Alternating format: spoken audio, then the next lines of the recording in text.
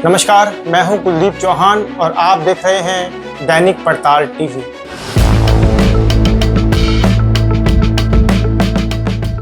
आज हम आपको फरीदाबाद के अनंगपुर गांव की एक कहानी बताने जा रहे हैं, जहां हाल ही में काफ़ी तोड़फोड़ हुई है।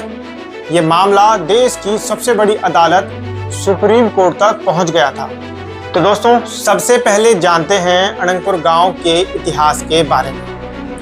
ये कोई नया गांव नहीं है, बल्कि सदियों पुराना ये गांव है। माना जाता है कि इसे 8वीं शताब्दी में राजा अनंगपाल तोमर ने बसाया था। जी हाँ, वही अनंगपाल तोमर राजा जिन्होंने दिल्ली को भी कई बार बसाया और संवारा था।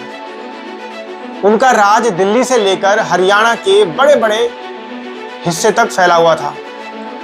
अनंगपुर गांव उनके शासनकाल का एक अहम हिस्सा था, जहां से वे अपना राज चलाते थे। यह दिखाता है कि अनंगपुर गांव की जड़ें कितनी पुरानी हैं और इसका दिल्ली के गौरवशाली इतिहास से सीधा जुड़ाव है। दोस्तों, अब बात करते हैं राजा अनंगपाल तोमर की। इतिहास में उन्हें एक ताकतवर और समझदार राजा के रूप में जाना जाता है।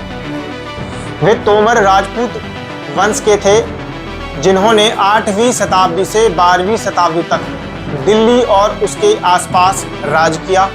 कई इतिहासकार मानते हैं कि दिल्ली का लाल कोट उन्होंने ही बनवाया था, जो बाद में कुतुब मीनार के पास दिखा।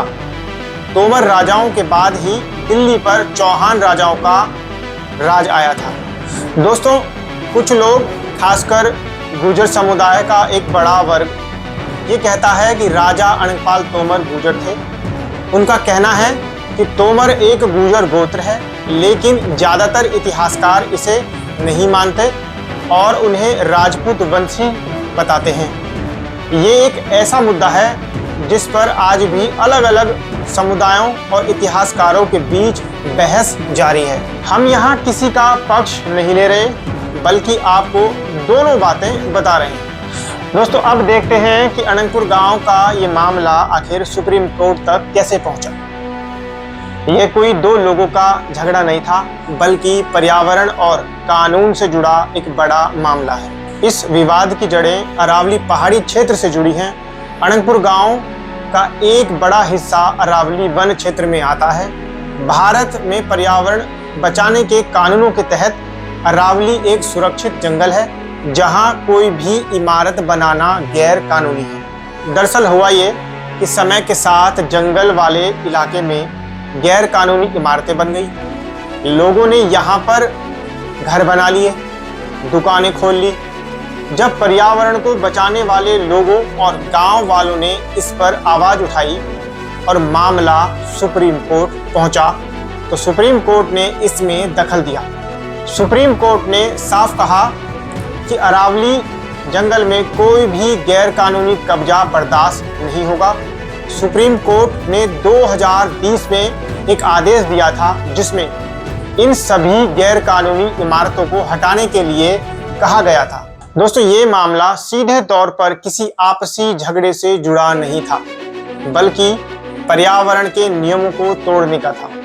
कि जब ऐसे बड़े फैसले आते हैं तो गांव में लोगों के बीच अपने फायदे और नुकसान को लेकर मतभेद हो जाते हैं। ऐसा हो सकता है कि जिन लोगों के घर गैर कानूनी थे, वे उन्हें बचाना चाहते थे, जबकि कुछ लोग ऐसे भी थे जो पर्यावरण की रक्षा करना चाहते थे, या जिन्हें यह गैर कानूनी निर्माण सही नहीं लगता था। इन अलग अलग सोच की वजह से गांव में तनाव और बहस हुई होगी, लेकिन ये मामला सुप्रीम कोर्ट तक इसलिए पहुंचा क्योंकि ये बड़े पैमाने पर पर्यावरण के नियमों को तोड़ने और सरकारी जमीन पर कब्जा करने का था, न कि किसी निजी झगड़े का। तो दोस्तों, अब जानते हैं कि आखिर इस मामले में अब तक क्या हुआ है। सुप्रीम कोर्ट के आदेश के बाद फरीदाबाद नगर निगम और प्रशासन ने कार्रवाई शुरू की। लोगों को पहले नोटिस दिए गए, लेकिन गैर कानूनी इमारतें हटाई गई, तो बुलडोजर चलाए गए। ये बहुत दुखद नज़ारा था, जहां लोगों के सालों से बने घर पल भर में टूट गए। कई परिवार बेघर हो गए, उनकी जिंदगी सड़क पर आ गई। अब क्या स्थिति है?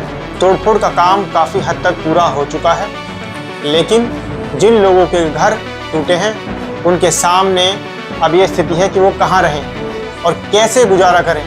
ये अब बहुत बड़ा सवाल है। सरकार और प्रशासन अब इस समस्या से निपटने के लिए कदम उठा रहे हैं। ऐसे बड़े मामलों में राजनीति और मीडिया का शामिल होना आम बात है।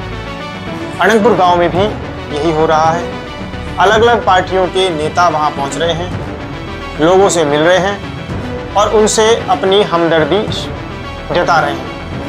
ये बयान दे रहे हैं, कोई प्रशासन की आलोचना कर रहा है तो कोई प्रशासन की तारीफ। भाषणबाजी का दौर चल रहा है। दोस्तों, न्यूज़ चैनल भी लगातार वहां से खबरें दिखा रहे हैं। कुछ चैनल उन लोगों के पक्ष में खबरें दिखा रहे हैं जिनके घर टूटे हैं, तो कुछ सरकार का बचाव भी कर रहे हैं। कुछ तो निष्पक्ष खबरें दिखाने का दावा करते हुए दोनों पक्षों की बात रख रहे हैं। ये सब टीआरपी और राजनीतिक फायदे के लिए हो रहा है, लेकिन सबसे बड़ा सवाल ये है कि क्या सच में जिन लोगों के घर टूटे हैं, जिनके साथ ये बुरा हुआ है, उनके साथ कोई खड़ा है? क्या ये नेता और चैनल सिर्फ अपने फायदे के लिए यह सब कर रहे हैं, या वाकई उन लोगों की मदद के लिए कुछ ठोस कदम उठा रहे हैं? ये एक गंभीर सवाल है जिसका जवाब हमें तलाशना होगा। दोस्तों, अब बात करते हैं अनंतपुर गांव की आबादी की। यहाँ पर तकरीबन 12 से 14 हजार लोगों की आबादी है। यहाँ सबसे ज़्यादा आबादी किस जाति के लोगों की है, इसका सही आंकड़ा देना मुश्किल है, क्योंकि जाति के हिसाब से जनगणना नहीं होती है। हालांकि फरीदाबाद और आसपास के इलाकों में गुजर, जाट, अहीर, यादव और दूसरी पिछड़ी जातियों के साथ साथ दलित समुदाय और सामान्य वर्ग के लोग भी वहाँ बड़ी संख्या में रहते हैं। अनंतपुर गांव में भी इन सभी समुदायों के लोग रहते हैं। तोड़फोड़ में हर वर्ग के लोग प्रभावित हुए हैं, जिन्होंने गैर कानूनी इमारतें बनाई थी। आखिर में गांव का इस तोड़फोड़ से क्या संबंध है? जैसा कि हमने पहले आपको बताया कि ये तोड़फोड़ गांव के उस हिस्से में हुई है जो अरावली जंगल में आता है, यानी पूरा गांव नहीं तोड़ा गया है, बल्कि वे इमारतें तोड़ी गई हैं जो जंगल की जमीन पर गैर कानूनी रूप से बनी हुई थी। ये वो घर हैं जो गांव की मुख्य आबादी से दूर हैं, पहाड़ों और जंगलों के किनारे बने हुए थे। गांव के कुछ लोग भी उन लोगों में शामिल थे जिन्होंने नियमों को तोड़कर वहां अपने घर बना लिए थे। तो दोस्तों, यह थी अनंतपुर गांव की पूरी कहानी। यह एक ऐसा मामला है जो इतिहास, पर्यावरण, कानून, लोगों की मुश्किलों से जुड़ा हुआ। सुप्रीम कोर्ट का आदेश पर्यावरण को बचाने के लिए था, लेकिन खामियाजा उन लोगों को भुगतना पड़ा जिन्होंने शायद जाने अनजाने में या मजबूरी में कानून तोड़ दिया था। अब सवाल ये है कि क्या इन लोगों को पहले जानकारी नहीं दी गई थी? क्या इन्हें कहीं और बसने का मौका नहीं दिया गया था? और क्या भविष्य में ऐसे गैर कानूनी कब्जों को रोकने के लिए कोई पक्का प्लान है, ताकि ऐसे दुखद तस्वीरें फिर न देखने को मिले? यह एक पेचीदा समस्या है जिसका हल सिर्फ कानून से नहीं, बल्कि इंसानियत और दूर की सोच से निकल सकता है। हम उम्मीद करते हैं कि ये जानकारी आपको अनंतपुर गांव की पूरी कहानी को समझने में मदद करेगी। अगले एपिसोड में फिर मिलेंगे एक नई कहानी के साथ। तब तक के लिए नमस्कार, जय हिंद।